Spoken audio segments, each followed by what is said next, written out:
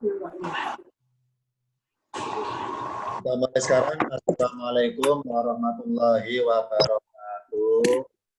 Waalaikumsalam warahmatullahi wabarakatuh. Pada pertemuan kali ini akan kita mempelajari mengenal beberapa lafadz atau kalimat atau kata yang artinya melipat gandakan atau dilipat gandakan.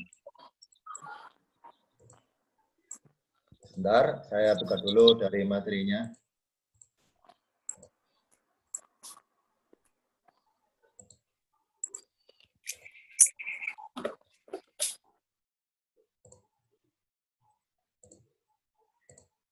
Pertama kita buka dulu, contohnya ada di ayat 261 surat Al-Baqarah.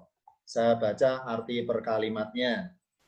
Yang pertama ayatnya berbunyi, Mathalul ladzina, perumpamaan orang-orang yang yunfikuna, mereka menginfakkan, amwalahum, dua kata, harta-harta mereka, fi sabilillahi, di jalan Allah, kamathali, seperti perumpamaan, habbatin, sebutir biji, anbatat, menumbuhkan, sab'atuju, sana bila tangkai, fi kulli, di dalam tiap-tiap sunbulatin tangkai, mi'atu 100 habbatin biji. Wallahu, dan Allah, yudhaifu, melipat gandakan, liman, bagi siapa yang yasha'u, dia kehendaki. Wallahu, dan Allah, wasi'un, maha luas, alimun, maha mengetahui. Di ayat ini ada kata berbunyi yudhaifu, yang artinya melipat gandakan. Yani Allah bermaksud melipat gandakan pahala bagi mereka yang berbuat yunfikuna.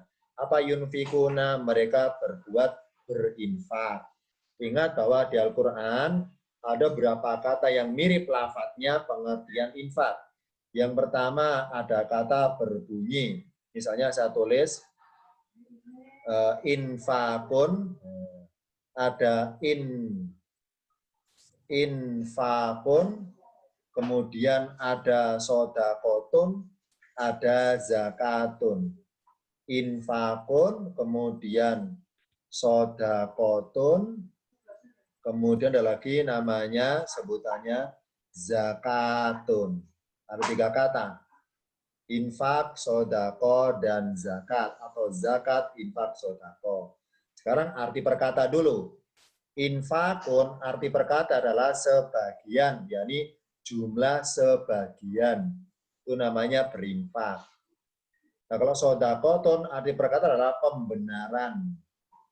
Pembenaran, itu sodako, pembenaran. Nah, kalau zakatun, pembersihan. Ini arti perkata. Pembersihan. Nah, jadi hakikatnya 3 kata ini sama ya, sama satu amalan. Yani apa amalannya? Bersodako. Apa sodakotun? Pembenaran. Maksudnya barang siapa meyakini benar bahwa janji Allah itu benar, benarnya apa? Yudhoifu, melipat gandakan pahala. Barang siapa membenarkan janji Allah, membuktikan kebenaran janji Allah, maka pembuktiannya berupa bersodako. Karena secara bahasa, sodako artinya pembenaran. Jadi sodako adalah motivasi mengeluarkannya. Sekarang berapa jumlah yang dikeluarkan? Namanya infak. Apa infak? Jumlah sebagian. Jadi tidak semua harta, hanya jumlah sebagian dari amwal, dari harta-harta yang banyak itu. Jadi sodako adalah motivasi mengeluarkannya. Infak adalah jumlah yang dikeluarkan. Jadi apa? Sebagian. Nah, kalau zakat, zakat adalah sodako yang berkala. Apa berkala? Terjadwalkan, tertentu, setahun sekali berkala. Karena berkala ada aturan. Siapa saja yang berhak menerima dan berapa jumlah pengeluarannya. Jadi berkala. Berkala aturannya, berkala waktunya. Hakikatnya 3 ini amal sama. Berinfak adalah jumlah yang dikeluarkan. Sedekah adalah motivasi mengeluarkannya. Zakat adalah sodako yang berkala. Karena di Al-Quran, dalil tentang zakat juga pakailah sodako. Inama sodako tulil fukuroi dan seterusnya.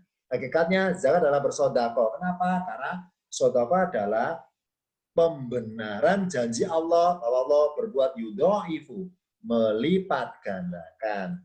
Jadi hakikatnya tidak boleh dibedakan bahwa sodako sunnah, zakat wajib, bukan gitu. Apa yang benar adalah sodako adalah amalan mengeluarkan, motivasi mengeluarkannya. Kalau zakat itu jadwal waktu berkala mengeluarkannya. Nah kalau infak jumlah yang dikeluarkannya. Ini yang benar. Jadi sodako motivasi mengeluarkannya. Kenapa termotivasi? Membenarkan janji Allah. Allah berbuat yudho'ifu. Nah, berapa yang dikeluarkannya? Infak namanya. Yani jumlah sebagian. Nah, sekarang kapan mengeluarkannya? Sewaktu waktu boleh, terjadwalkan boleh. Kalau terjadwalkan namanya berzakat. Yani apa? Membersihkan setahun sekali dari rasa kepemilikan. Itu hakikatnya tiga amal ini sama. Ini apa? Bersodako, membenarkan janji Allah, Allah berbuat yudho'ifu, melipat gandakan pahala. Berikutnya, Al-Baqarah 245. Manda barang siapa, ini barang siapa yang di sini nggak diartikan nggak apa-apa. Kenapa? Karena sebagai isyarat bahwa ya dimaksud man itu orangnya tertentu atau khusus. Karena kalau nggak pakai da langsung disebut manilladzi, sama man barang siapa yang. Jadi kapan berbunyi manda, kapan berbunyi man nggak pakai da, ada kaidahnya.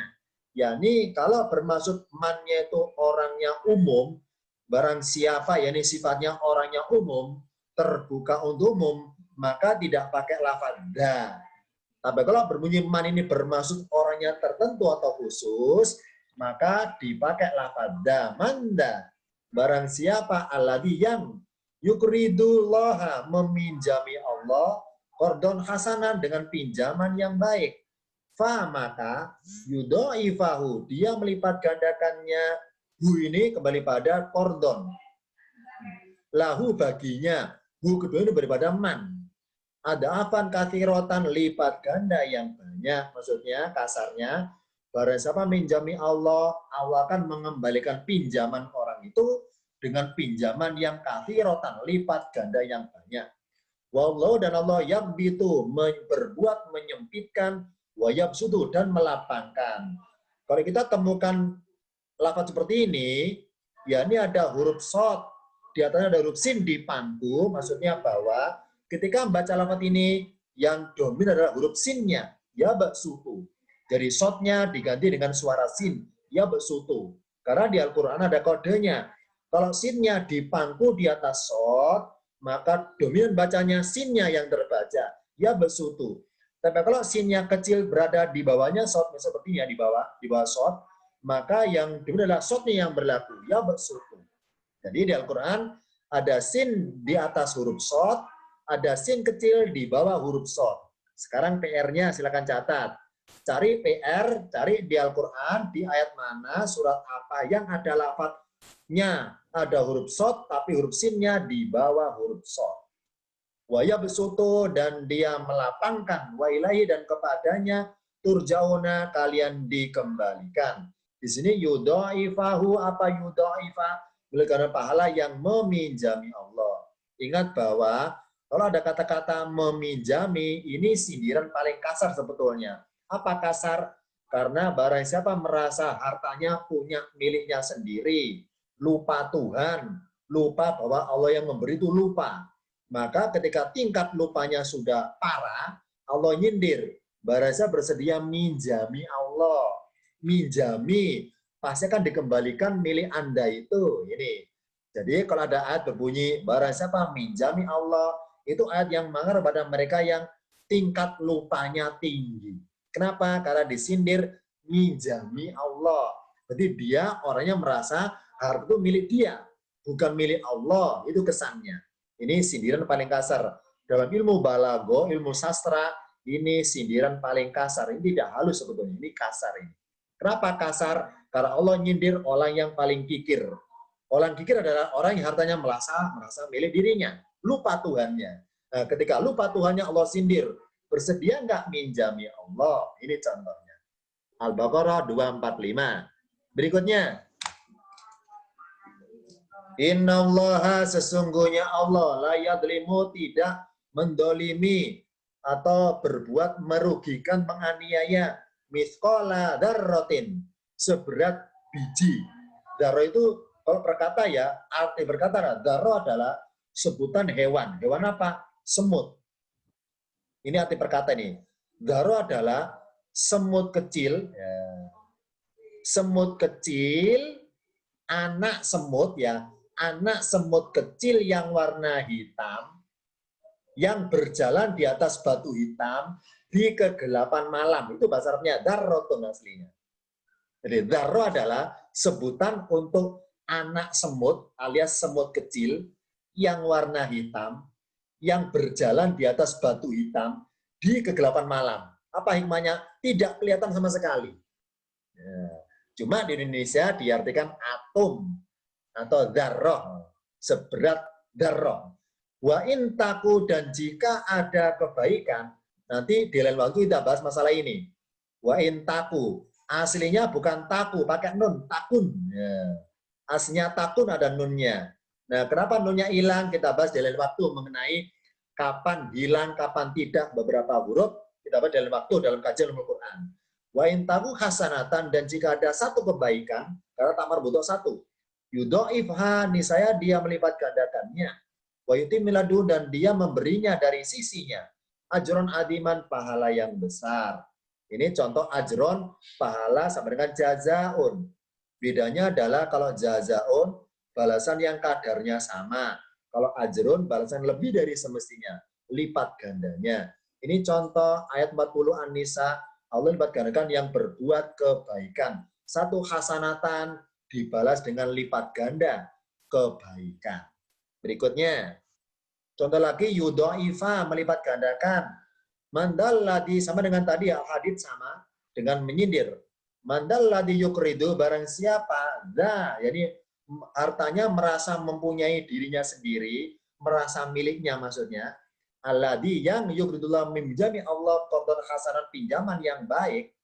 Fa, maka yudha'ifa, dia lipat gandakannya. Hu ini kepada qardhan, hu yang kedua kepada man, walahu, hu kedua kepada man, dan baginya ajron karimun, pahala yang mulia, balasan yang mulia. Ini contoh lafadz yudhaifu, melipat gandakan, bermaksud memberi pahala bagi yang meminjami Allah. Kenapa bisa meminjami? Karena ayatnya menyindir mereka yang merasa apa itu? Mempunyai harta milik sendiri, lupa Tuhannya, alias merasa kikir. Itu pakai lafadznya. Manda. Berikutnya, contoh lagi yudha'if. Untuk ridho, jika kalian meminjami Allah qardhan hasan, pinjaman yang baik, yudha'ifu, misalnya dia melipat gandanya lakum, bagi kalian.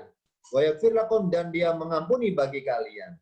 Yang menarik adalah, ingat bahwa di Al-Quran ini kaidah ilmu alat paket 4. Apa paket 4? Tentang syarat dan jawab. Ada kata in, artinya jika. Namanya jika, gandengannya ada kata maka. Misalnya, tadi, in titik-titik, diikuti maka, fa, maka, titik-titik. Nah, ternyata di sini nggak ada kata-kata fa, tapi jawabnya pakai fi'il, yudha'if, fa-nya disukun. Nah, yudha'if, maksudnya apa? Gini, bedanya gini. Kalau ada ayat, ada kata-kata in, terus agak jauh di ke kiri ada kata-kata fa, maka bermaksud fa adalah menindaklanjuti setelah adanya in. Misalnya ini saya kasih fa, ini ada fa misalnya. Fa yudha'ifahu. Kalau pakai fa, maka berkesan bahwa jika kalian, wahai manusia, meminjami Allah dengan pinjaman yang baik, setelah Allah terima, maka Allah pakai fa ya, maka Allah merespon, melipat gandakan, membalasnya. Itu kalau fa. Jadi Allah merespon setelah Allah menerima pinjaman dari orang itu. Tapi kalau nggak ada lafadz fa, langsung pakai fi'il yang akhiran sukun, dalam keadaan ilmu pakai 7 namanya majzumun. Jadi jawabnya pakai fi'il yang majzum, itu bermaksud bahwa kebersamaan, kesertaan. Maksudnya apa? Intuk ridu, jika kalian berbuat tuk ridu, maka secara bersamaan Allah berbuat yudhoifu. Jadi bersamaan, alias adegan ketika tangan kalian minjami Allah, maka Allah juga bersamaan ngasih kalian secara bersamaan, namanya yudhoifu. Nah, ngasihnya berupa ampunan, rahmat dan ampunan bagi kalian. Jadi, kalau ada huruf syarat, ada huruf jawab. Tapi kalau ada huruf syarat ternyata nggak ada huruf jawab, jawabnya pakai fiil, maka lebih menguatkan pakai fiil dibanding pakai huruf. Ingat bahwa al-ismu ablagu minal fi'li. Isim lebih kuat daripada fiil. Kalau fiil dibanding huruf, fiil lebih kuat daripada huruf. Jadi perbandingannya, isim lebih kuat dari fiil. Fiil lebih kuat dari huruf. Berarti kalau jawabnya pakai fiil, lebih menguatkan, lebih memastikan daripada jawab pakai huruf. Nah, ini hikmahnya, ilmu baru bagi kita. Isim menang segalanya. Isim menang, fiil kalah. Fiil menang, huruf kalah. Huruf paling bawah derajatnya. Lanjutannya, saya kasih warna merah, karena pasif awalan di. Ulaika, mereka itu, lam yakunu mujzina. Mereka tidak bisa menjadi orang-orang yang mengalahkan atau menghalangi Allah untuk menyiksa mereka ketika di bumi.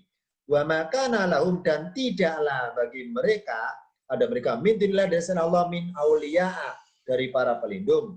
Yudha'afu lahu, dia dilipat gandakan bagi mereka al-adabu, siksaan, maka nistiduna, tidak mereka sanggup mampu menolak siksaan tersebut. Di sini karena bermaksud lipat ganda siksaan alias hal yang negatif, maka kata-kata melipat gandakan dirubah jadi dilipat gandakan alias dipasifkan.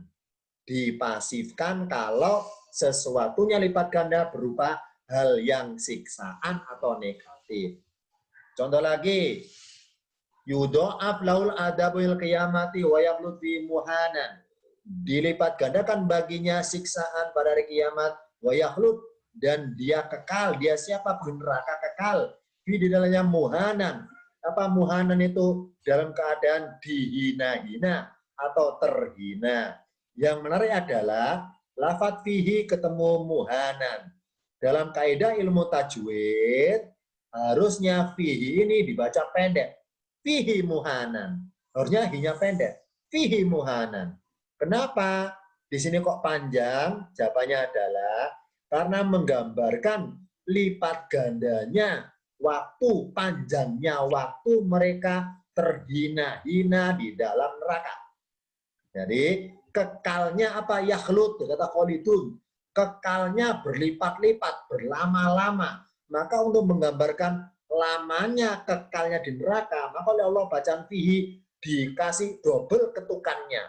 2 kali lipat ketukan matobi'i. Fihi kan matobi'i. Fihi. Jadi ketukannya berlipat-lipat. Tidak satu ketukan, tapi dilamakan untuk menggambarkan lamanya mereka di neraka. Jadi satu-satunya bacaan tajwid, yakni lafadz hi ketemu berikutnya harus dibaca panjang di Al-Furqan 69. Selain ini, hi-nya dibaca pendek. Kalau ketemu lafadz berikutnya yang hidup atau berharokat. Jadi satu-satunya. Ya contoh di sini yang G-nya dibaca panjang, ketemu muhanan. Kenapa panjang? Alias kasarnya. Kenapa menyalahi kaidah tajwid? Jawabannya adalah untuk menggambarkan 2 ketukan. Ada apa? 2 kali lipat yudha'afu, yudha'af. 2 kali lipatnya gandanya mereka siksaan, dan 2 kali lipatnya kekalnya mereka dihina-hina di neraka. Siapa mereka? Orang-orang yang musyrik. Berikutnya, contoh lagi. Ya nisa'an Nabi, wahai istri-istri Nabi, man barang siapa, yakti minkunna, barang siapa dari kalian mendatangi. Datangnya apa? Bifahishatin mubayinatin. Perbuatan keji yang terang. Dalam kurung, maaf ya contoh guru ini, yakni perbuatan suka sesama jenis. Suka sejenis. Sama perempuannya. maka Allah siksa yudha'af laha. Niscaya dilipat gandakan baginya al-adzabu siksaan. Difaini 2 kali lipat. Maksudnya, barang siapa ada seorang wanita suka sama jenis, di neraka disiksa. Tapi kalau wanitanya adalah istri-istri Nabi atau mantan-mantan istri Nabi udah meninggal ya, mantan istri Nabi ternyata berbuat sama jenis, maka kadar siksa adalah difaini 2 kali lipat. Enggak seperti orang biasa. Kenapa? Karena istri para nabi adalah membawa nama besar suaminya sebagai seorang nabi, sebagai public figure. Public figure ketika melanggar hukum, hukumannya harus lipat ganda. Kenapa? Karena jadi figur, jadi contoh. Kalau dia mencontohkan yang buruk, maka lipat ganda sisaannya. Kalau mencontohkan hal yang baik, maka lipat ganda pahalanya. Dan sebaliknya seperti itu. Wa karena dalika dan sebagainya itu Allah yasirah mudah. Ini contoh. Ya nisa Nabi, wahai para wanita Nabi, man yati min kunna fasyatin. Allah pastikan yudha'af, dilipat gandakan bagi para istri Nabi yang berbuat keji. Apa kejinya? Contohnya berbuat suka sesama jenis. Jadi sengaja sawari merah karena kondisi negatif. Ya berbunyi dilipat gandakan.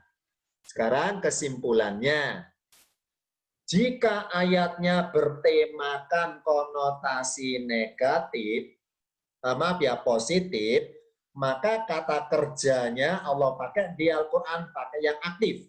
Yakni apa? Melipat gandakan. Supaya apa? Bermuatan ajaran. Ingat bahwa Quran adalah kitab ajaran. Karena kitab ajaran, maka redaksi kalimat firman Tuhan Allah buat sedemikian rupa susunannya supaya bermuatan ajaran. Apa ajarannya? Allah itu pasti maha pemberi rahmat berupa lipat gandanya pahala. Ini menurut ajaran. Dan sebaliknya, jika ayatnya bertemakan hal yang negatif, ya ini apa? Berbuat buruk, maka kata kerjanya pakai pasif. Ya ini apa? Dilipat gandakan. Supaya hanya bermuatan ajaran. Ajaran apa? Allah bukanlah maha penyiksa. Allah bukanlah maha penyiksa. Kenapa? Karena dalam kaidah bahasa di Al-Quran, berikutnya, catatan singkatnya, jika Allah memasukkan manusia ke surga, itu sebagai bukti. Apa bukti? Bukti janjinya. Apa janjinya? Berupa ngasih apresiasi, berupa pemberian pahala yang berlipat-lipat kepada siapa yang berbuat kebaikan. Allah janjikan, Allah buktikan berupa surga. Sekarang sebaliknya, jika Allah memasukkan manusia ke neraka, juga itu pembuktian. Apa bukti apa? Pembuktian keadilannya. Kalau surga, pembuktian janjinya. Kalau ke neraka, pembuktian keadilannya. Ya ini apa? Adil Allah itu bahwa akan ngasih hukuman berlipat-lipat bagi siapa yang berbuat keburukan ketika di dunia. Jadi intinya barang neraka disediakan untuk pembuktian keadilannya. Surga diciptakan untuk pembuktian janjinya ngasih pahala. Bedanya itu. Sekarang kesimpulannya. Lafadz yudho'ifu artinya awalan melipat gandakan. Lafadz yudho'ifu dalam kaidah ilmu alat paket 3 namanya fi'il maklumun. Apa maklumun? Yakni kata kerja aktif. Nah, karena aktif awalan ketahuan siapa pelakunya. Nah, agar perhatian kita kepada pelakunya, yakni subjeknya siapa? Allah yang berbuat melipat gandakan. Dan sebaliknya, lafadz yudho'afu ini awalan di. Awalan di itu pasif. Istilahnya majhulun. Apa majhul? Tidak diketahui siapa pelakunya. Karena pasif. Supaya perhatian kita ketika membaca ayatnya, melihat kepada objeknya. Siapa yang disiksa Allah? Bukan kepada Allahnya. Lihat kepada siapa yang disiksa di neraka. Kepada objeknya. Agar kita tidak menganggap Allah maha penyiksa. Allah maha pendendam. Allah maha pemarah. Dan sebagainya. Allah itu suci dari hal-hal sifatnya kemanusiaan. Yang pendendam, penyiksa, pemarah. Sedangkan Allah adalah maha hal yang sifatnya positif, misalnya pemberi pahala, dan positif apa? Menegakkan keadilannya berupa apa? Ya ini apa? Mereka yang berbuat buruk di dunia dibalas, dilipat gandakan sisanya ketika di neraka. Ini bedanya yudho'ifu dan yudho'afu. Yudho'ifu kalimat aktif, yudho'afu kalimat pasif. Sebelum saya akhiri, barangkali ada yang ingin ditanyakan, silakan diklik speakernya masing-masing tanyakan untuk materi kali ini tentang mengenal kata kerja aktif dan pasif, melipat gandakan dan dilipat gandakan.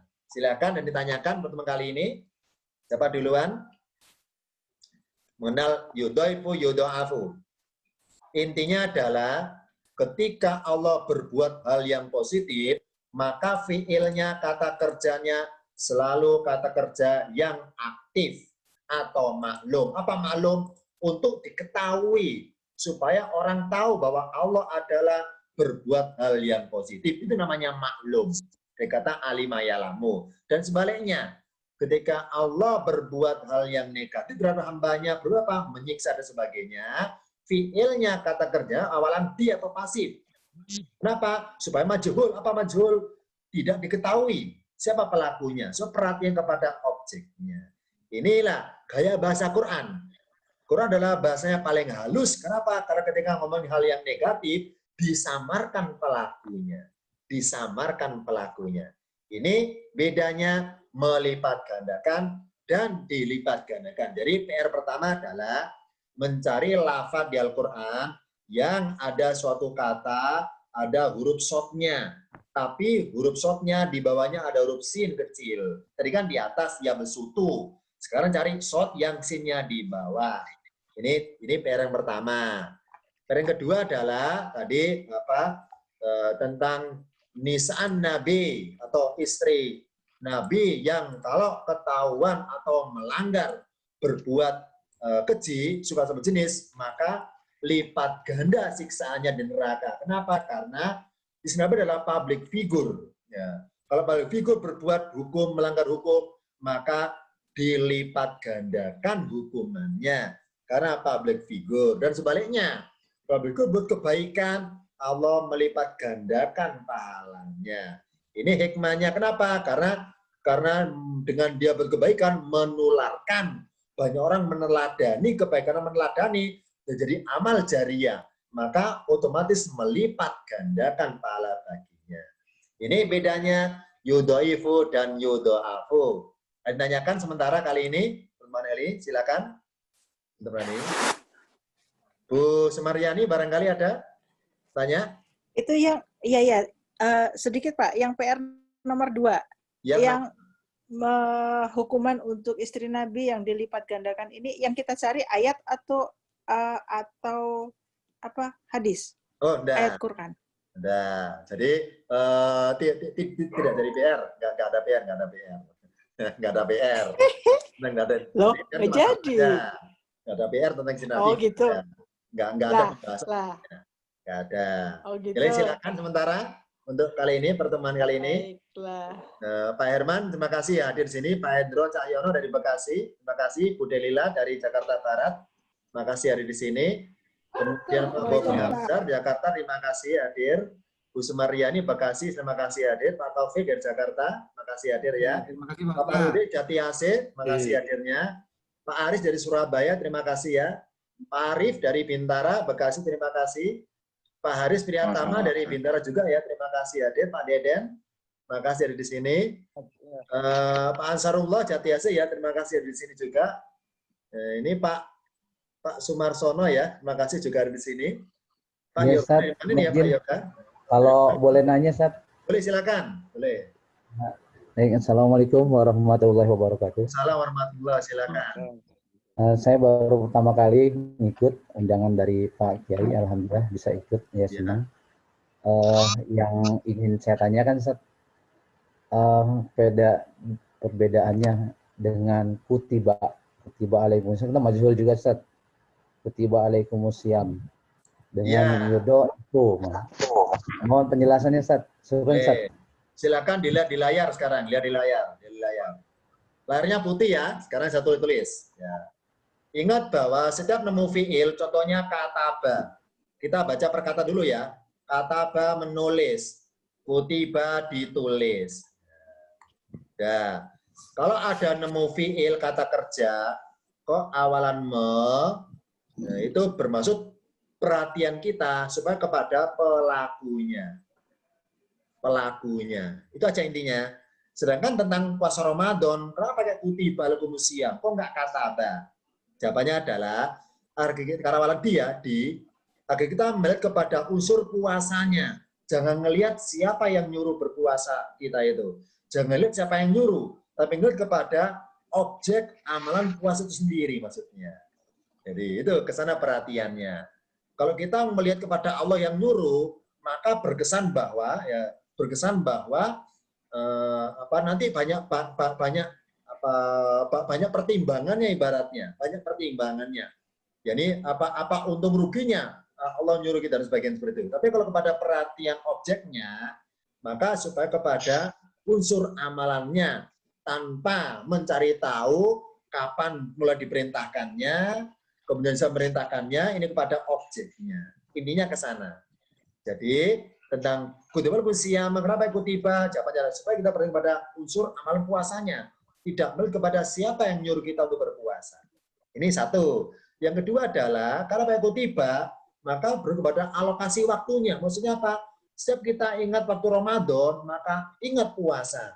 Ingat hari Ramadan, ingat puasa. Jadi hari adalah alokasi waktu. Nah, alokasi waktu di mana ada alokasi amalan. Karena apa? Dimensi waktu dengan dimensi ruang. Dengan kita setiap ingat waktu, maka ingat puasanya. Ini kalau ayatnya pakai fiil kata kerja yang pasif. Nanti atau pernah saya berikan dalam grup masing-masing tentang kajian khusus tentang kutiba. Ini kalau kita lupa catatannya saya kirim lagi dalam grup masing-masing dalam bentuk file PDF mengungkap tentang kenapa Allah pakai kata-kata kutiba, tidak pakai kata-kata kataba. Ini ada kajian khusus tentang masalah ini. Ada khusus kajiannya, bisa diungkap tuntas di lain waktu. Ini karena kita singkat dalam materi Zoom, waktunya tidak saya terangkan tentang kutiba. Tapi intinya adalah, kalau fiilnya pasif, perhatian kepada objeknya. Kalau aktif, kepada pelakunya.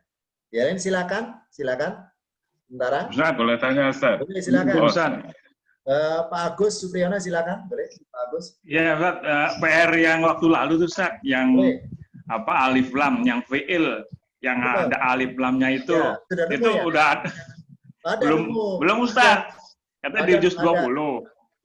Ada berbunyi iltaqo, yaumal taqol jam'ani. Iltaqo artinya saling bertemu. Nah, ada iltaqo. Ya. Saling bertemu. Luar biasa. Kita lihat di layar ya. Lihat di layar. Kita tulis.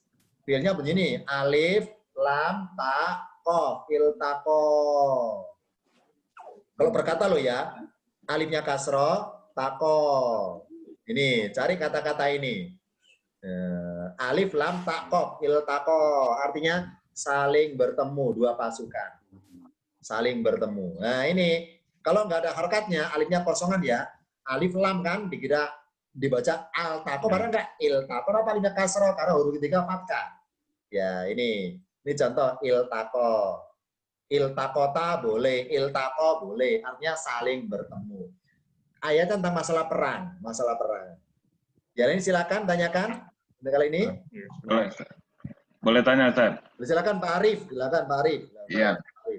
Kalau PR hari ini udah nemu sih. Ya, boleh. Ya, PR hari ini udah temu. Cuman saya mau tanyakan begini.